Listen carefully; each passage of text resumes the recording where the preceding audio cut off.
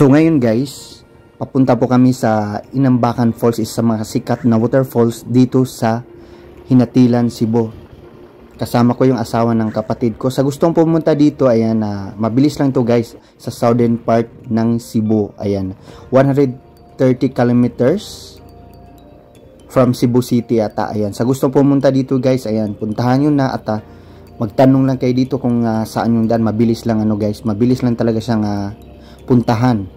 Pero guys, itong dinaanan namin ngayon, ito yung luma. May nagsabi sa amin na may bago daan na mas mabilis makapunta doon sa Inambakan. Kaya kung bago man kayo dito guys, magtanong lang kayo kasi mas mababait man yung mga tao dito sa Hinatilan. Kaya huwag kayong magdalawang isip na magtanong. Ayan guys, pag dito kayo dumaan, ayan, hinahinay lang sa patakbo ha, kasi ano ba, iwas sa disgrasya. Ano yan guys, akala nyo sobrang bilis yan, fast forward ko lang yan. Fast forward lang yan, yan ang technique guys, kasi pag ano natin dyan, ayan, maabutan tayo ng ilang ano dyan, ilang minuto sa ano natin. Video baka mainip kayo dyan sa kapapanood ng ano, puro lang daan yung magkikita nyo. Kaya guys, fast forward lang to ha. Kaya sa tingin nyo dyan, ayan, sobrang bilis yung ano, para mas mabilis tayong makarating doon sa ano, Inambakan na yun, para makita agad natin yung ano doon, yung view ng falls na pupuntahan natin, di ba? Ayan. Sa daan pa lang guys, papuntang Inambakan, grabe makita mo na yung mga malakulay berdeng mga ano guys, paligid. Ayan, diba? Sobrang fresh ng hangin, malalanghap pa talaga yung sariwang hangin. Kaya grabe guys, enjoy mo lang view sa daan. At kung ikaw ay nagda-drive, ayan, hinahinay lang para iwas disgrasya ba. At para ano rin, safety tayong makarating sa gusto nating puntahan, di ba? O tingnan niyo yung daan guys, grabe talaga yung probinsya, sobrang fresh. Fresh pa sa'yo. Fresh pa sa'yo. Fresh pa sa akin yung ano guys, yung nature ba, ganun. Grabe talagang probinsya guys, iba talaga sa, di ba, iba sa city talaga, no? At super stress ka na sa ano mo, lalo na sa utang. O dito ka sa bundok guys, dito ka na lang magtago para maiwasan mo yung pinag-utangan mo, para hindi ka na makita, di ba? Para dito wala ka ng ano, wala ka ng kakatakutan. Ayan guys, punta ka dito para fresh yung utak mo. 15 minutes later. So pagdating namin guys, dito na kami sa ano guys, papunta na to sa baba guys ng Inambakan. Hindi na kami nakamotor guys kasi may makasama kong mga gwapo kong pamangkin, sumama din sa akin kasi yung bahay nila malapit lang dito sa Inambakan.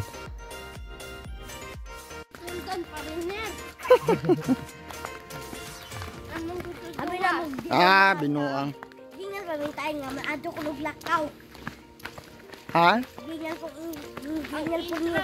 Kaya, si Quinta, mura yung may nai-intran. Kamunduha. Kamunduha. Kami, wala.